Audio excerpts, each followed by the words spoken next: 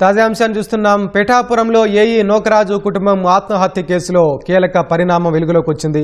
తన కుమారుడు జగదీష్ రెడ్డిని సాదిక్ ఖాన్ హత్య చేశాడని తండ్రి భాస్కర్ రెడ్డి ఫిర్యాదు చేశారు. మరింత సమాచారం మా ప్రతినిధి ఈశ్వర్ ప్రత్యక్ష ప్రసారం ద్వారా అందిస్తారు.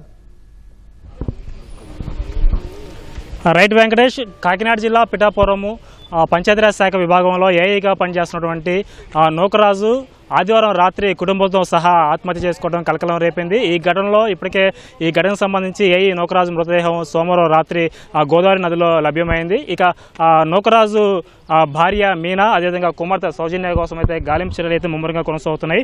అయితే ఈ కేసుకు సంబంధించి ముఖ్యంగా నోకరాజు రాసినటువంటి ఒక మరణ వాంగ్మూలం చూసుకున్నట్టయితే అందులో కనుక పూర్తి వివరాలు కూడా రాసినట్లు ఉంది. అందులో ముఖ్యంగా రైఫిల్ షూటింగ్ నిర్వహిస్తున్నటువంటి షేక్ షాదిక్ ఖాన్ అనే ఒక యువకుడు తమను బెదిరింపులకు గురి చేయడం, వేధింపులు గురి చేయడం వల్లనే తాము ఈ వేధింపులు తట్టుకోలేకనే ఆత్మహత్యకు పాల్పడుతున్నట్లు కూడా అతను మరణ వాంగ్మూలంలో రాసి ఆత్మహత్య చేసుకోవడం జరిగింది.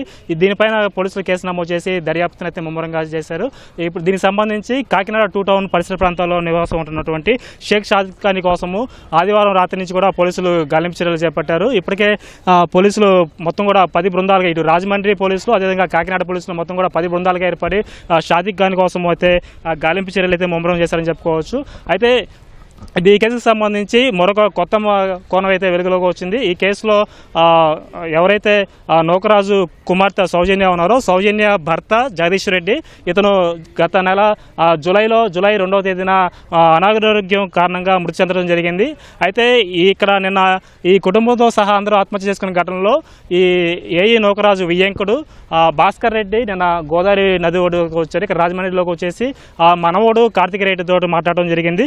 కార్తీక్ రెడ్డి చెప్పిన వివరాల ప్రకారము తనను షాదిక్ ఖాన్ అనే ఒక కోచ్ వేధిస్తున్నాడు, మా అమ్మ సౌజన్యాన్ని కూడా చాలా రోజుల నుంచి ఇబ్బంది గురి చేస్తున్నాడు, అదేవిధంగా తన తాతయ్యని నాయనమ్మను కూడా చాలా ఇబ్బంది పెడుతున్నారని చెప్పి కూడా కార్తీక్ రెడ్డి చెప్పడం జరిగింది. కార్తీక్ రెడ్డి చెప్పిన వివరాల ప్రకారము భాస్కర్ రెడ్డి, కార్తీక్ రెడ్డి పోలీసులు సమాచారం ఇచ్చారు. సర్పవరం పోలీసులు కేసు నమోదు చేశారు. సర్పవరం పోలీసులు ఈ కాకినాడలో అశోక్ నగర్లో నివాసం ఉంటున్నటువంటి సౌజన్య నివాసానికి చేరుకున్నారు. అక్కడ సౌజన్య నివాసంలో ఆ సెల్లార్ కింద బండిలో ఒక 3 లెటర్లను గుర్తించడం జరిగింది. ఆ లెటర్లు కనుక పరిశీలించినట్లయితే ఆ లెటర్లో సౌజన్య ఒక లెటర్ రాసినట్టు కూడా పోలీసులు గుర్తించారు. ఆ లెటర్లో అయితే పూర్తిగా అన్ని వివరాలు కూడా రాసి ఉన్నట్లు కూడా ఇప్పటికే పోలీసులు అయితే దాన్ని గుర్తించడం జరిగింది. ముఖ్యంగా సౌజన్య ఆ లేఖలో ఏముందంటే, షాదిక్ ఖాన్ అనే ఒక వ్యక్తి తను కొన్నాళ్ళ నుంచి వేధింపులు గురి చేస్తున్నాడు.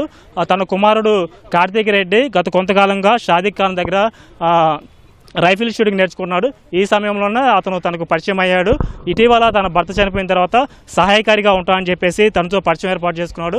ఆ పరిచయాన్ని ఆసరాగా తీసుకుని తన ఇంటికి రావటము, తనను ఇబ్బందులకు గురి చేయటము కూడా షాదిక్ ఖాన్ చేశాడని చెప్పేసి ఆ వేధింపులు తాళలేకనే తమ కుటుంబంతో సహా అందరం చనిపోతున్నట్లు కూడా సౌజన్య లేఖలో పూర్తిగా రాసి ఉన్న లెటర్ని అయితే పోలీసులు స్వాధీనం చేసుకున్నారు. అందులోనే మరొక వాక్యం కూడా రాసి ఉన్నట్లు కూడా పోలీసులు గుర్తించారు. ముఖ్యంగా షాదిక్ ఖాన్ తనని మతం మార్చుకోవాలి, ఇస్లాంలో తను మతం మార్చుకొని ఇస్లాంలో చేరాలని చెప్పి కూడా పలుమార్లు ఈ సౌజన్యాన్ని షాదిక్ ఖాన్ అనే నిందితుడు వేధించినట్లు ఇబ్బందులకు గురి చేసినట్లు కూడా ఆ లేఖలో రాయడాన్ని పోలీసులు గుర్తించారు. దీనిపైన ఈ సౌజన్య మామయ్య, అదేవిధంగా జగదీష్ రెడ్డి తండ్రి కొవ్వూరి భాస్కర్ రెడ్డి ఫిర్యాదు మేరకు సర్పవరం పోలీసులు అయితే కేసు నమోదు చేసి దర్యాప్తు చేస్తున్నారు. ప్రస్తుతం షాదిక్ ఖాన్ కోసం అయితే పోలీసు బృందాలు గాలిస్తున్నాయి. అదేవిధంగా ఇక్కడ గోదావరి నది ఒడ్డున మొత్తం కూడా ఎవరైతే ఏఈ నోకరాజు కుటుంబ సభ్యులు ఉన్నారో భార్య మీనా కోసము, అదేవిధంగా కుమార్తె సౌజన్య కోసం అయితే ఎస్డీఆర్ఎఫ్ బృందము, గజయితగాలు, పోలీసు బృందం మొత్తం కూడా 20 మంది సిబ్బంది ఈ గోదావరి నది పరివాహ ప్రాంతాల్లో మొత్తం కూడా గాలింపు చర్యలు అయితే ముమ్మరంగా కొనసాగుతున్నాయి.